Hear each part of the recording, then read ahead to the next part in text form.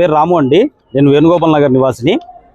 అనంతపురం నగరంలోని 3వ division survey number 168/4 169/1లో municipal కార్పొరేషన్కి 1996లో దాదాపుగా 25 సెంట్ల స్థలాన్ని కొంతమంది అక్కడ వెంచర్ వేసిన వాళ్ళు మున్సిపాలిటీ ఓపెన్ స్పేస్ కింద వదిలేసి మున్సిపాలిటీకి రిజిస్ట్రేషన్ చేయించడం జరిగింది.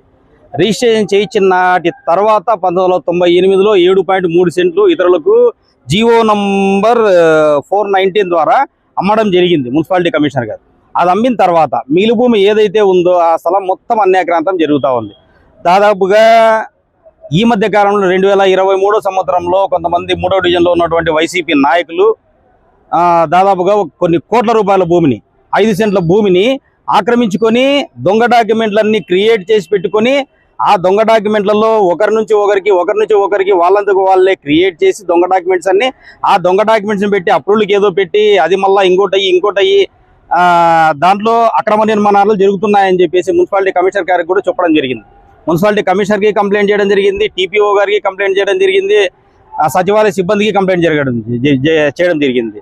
ఈరోజు అంటే 4వ తారీఖు 5వ నెల 2026 రోజున మన జిల్లా అనంతపురం జిల్లా కలెక్టర్ గారికి కూడా కంప్లైంట్ ఇవ్వడం జరిగింది. ఈరోజు ఆయన స్పందించి వెంటనే వాళ్ళకి నోటీసులు ఇష్యూ చేయమని చెప్పడం జరిగింది. నేటి నుంచి ఏవైతే అన్యాక్రాంతం జరుగుతున్నాయో ల్యాండ్స్ వాటిపైన పూర్తి పోరాటం చేస్తామని చెప్పేసి ప్రజలకు వివరిస్తున్నాం. నా పేరు కందుకూరి నాగరాజు, 3వ డివిజన్ యూనిట్ ఇన్ఛార్జ్ తెలుగుదేశం పార్టీని.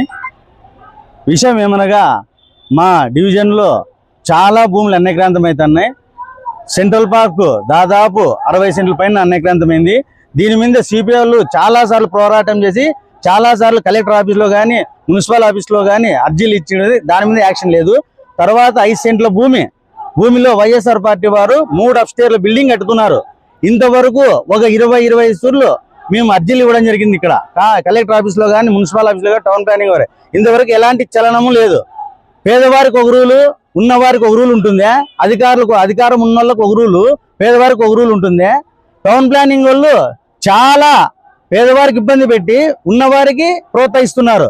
వైఎస్ఆర్ పార్టీ ఎటువంటి యాక్షన్ లేదు. బిల్డింగ్ అయితే అయిపోతుంది కానీ ఇంతవరకు లేదు.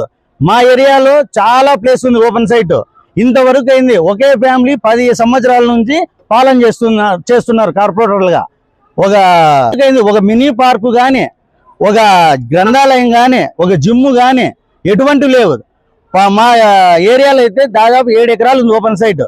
ఆ సైట్లో ఒక ముస్లిమ్స్ మద్రాసా కానీ, మసీద్ కానీ, ఒక చర్చ్ కానీ, దేవాలయాలు కానీ ఇట్లాంటి ఏంటివి లేవు చెప్పుకోదగ్గట్టువి.